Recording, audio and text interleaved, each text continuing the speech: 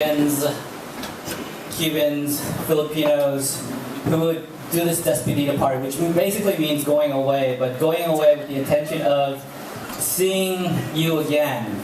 So hopefully we'll see Daniel again in the near future when winter gets really tough in the Great Lakes. I used to live north of Chicago in Evanston, so I know what negative 80 wind chill is like. So our first reader is Amy Katie Bell. No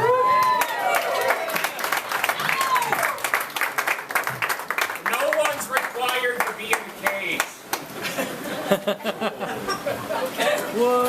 The mic is in the cage. How do you get it? Amy, you can move the mic. Around the back. You can move the mic, Amy. Or Sean can move it for you. Ow! It's a MFA skill set we all must have.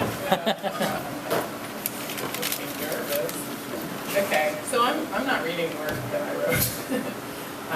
So I just had a baby, and I haven't been writing a ton, so.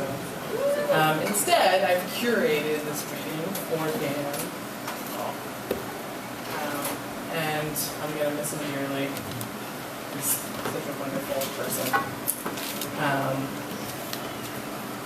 So this is a poem by Robert Duncan called Among My Friends, Love is a Great Sorrow. Among my friends, love is a great sorrow. It has become a daily burden, a feast, a gluttony for fools, a heart's famine. We visit one another asking, telling one another. We do not burn hotly, we question the fire. We do not fall forward with our alive, eager faces looking through into the fire. We stare back into our own faces. We have become our own realities. We seek to exhaust our lovelessness. Among my friends, love is a painful question. We seek out among the passing faces a sphinx face who will ask its riddle. Among my friends, love is an answer to a question that has not been asked. Then ask it. Among my friends, love is a payment.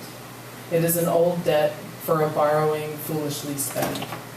And we go on borrowing and borrowing from each other. Among my friends, love is a wage that one might have for an honest living. So that's Among My Friends. For Robert Duncan.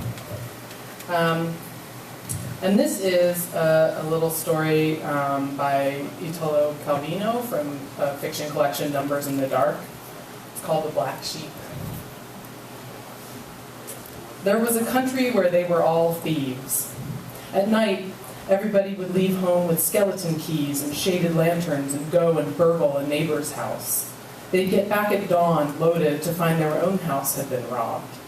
So everybody lived happily together, nobody lost out, since each stole from the other, and that other from another again, and so on until you got to a last person who stole from the first. Trade in the country inevitably involved cheating on the parts both of buyer and seller. The government was a criminal organization that stole from its subjects, and the subjects, for their part, were only interested in defrauding the government. Thus life went on smoothly. Nobody was rich, and nobody was poor. One day, how, we don't know, it so happened that an honest man came to live in the place. At night, instead of going out with his sack and his lantern, he stayed home to smoke and read novels. The thieves came, saw the light on, and didn't go in. This went on for a while. Then they were obliged to explain to him that even if he wanted to live without doing anything, it was no reason to stop others from doing things. Every night he spent at home meant a family would have nothing to eat the following day. The honest man could hardly object to such reasoning. He took to going out in the evening and coming back the following morning like they did, but he didn't steal. He was honest. There was nothing you could do about it. He went as far as the bridge and watched the water flow by beneath. When he got home, he found he had been robbed. In less than a week, the honest man found himself penniless. He had nothing to eat, and his house was empty. But this was hardly a problem, since it was his own fault. No, the problem was that his behavior upset everything else. because he let the others steal everything he had without stealing anything from anybody. So there was always someone who got home at dawn to find their house untouched, the house he should have robbed. In any event, after a while, the ones who weren't being robbed found themselves richer than the others and didn't want to steal anymore. To make matters worse, the ones who came to steal from the honest man's house found it was always empty, so they became poor. Meanwhile, the ones who had become rich got into the honest man's habit of going to the bridge at night to watch the water flow by beneath.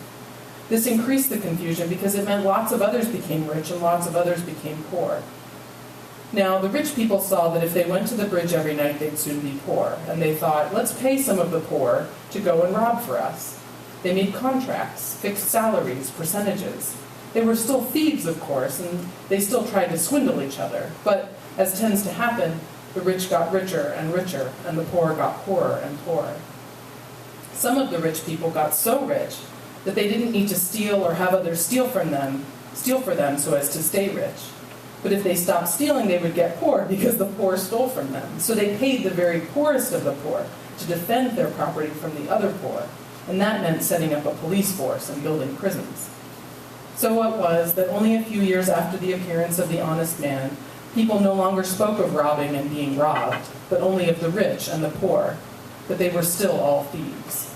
The only honest man had been the one at the beginning, and he died in very short order of hunger.